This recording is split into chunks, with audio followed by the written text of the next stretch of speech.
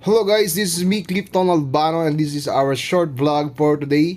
So nakikita nyo ito ang ating makina ng barko. Sobrang napakalaki at ito naman ang ating air battle kung saan tayo nag-imbak ng ating hangin na ginagamit natin sa ating starting air. So ayan ang ating dalawang compressor air.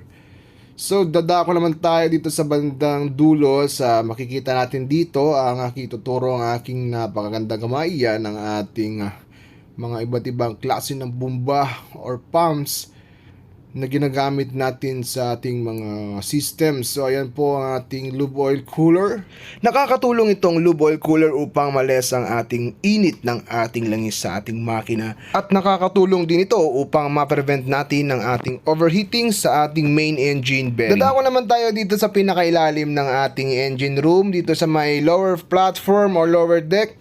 So makikita natin dito guys na napakalinis, napakaganda, napakaluwang. So dito naman ay makikita natin ang pumps ng ating jacket cooling system. Ito ang ating jacket cooling pumps motor. Yan, so malupet. Dito naman tayo sa ballast area kung saan ito ang ginagamit na pang balance or stability sa ating barko. So ayan ang ating ballast pump number 1. Marami tayong klase ng pumps dito sa barko guys, iba't ibang uri. So ayan, napakaganda talaga, napakagandang tignan ng ating makina. Dito naman sa kanang bahagi ng ating barko ay makikita natin dito ang ating spare parts ng mga motors.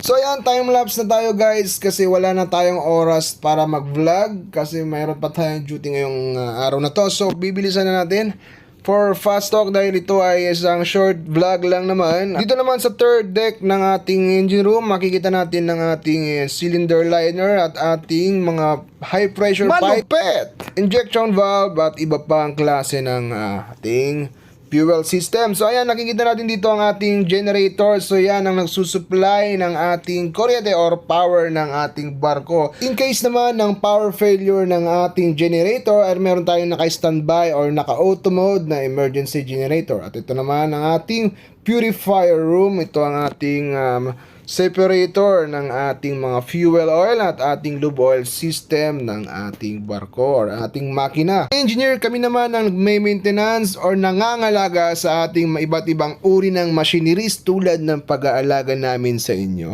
Alright, so papunta naman tayo sa ating engine control room. This is the heart of the engine, ika nga nila. As an engine personnel, dito namin minomonitor ang iba't ibang parameters or pressure, temperature ng ating mga machineries. So dito rin kami nagtutoolbox meeting at pinag-uusapan ng iba't ibang problema or pinag-uusapan ang aming trabaho bago magsimula sa araw na ito. Ito pala ang aming voyage job order sa aming biyahe. Dito na sinusulat ng aming official ang aming mga kanya-kanyang trabaho. So ayan. So that's my vlog for today guys. So maraming salamat sa panonood. And don't forget to subscribe to my channel. God bless!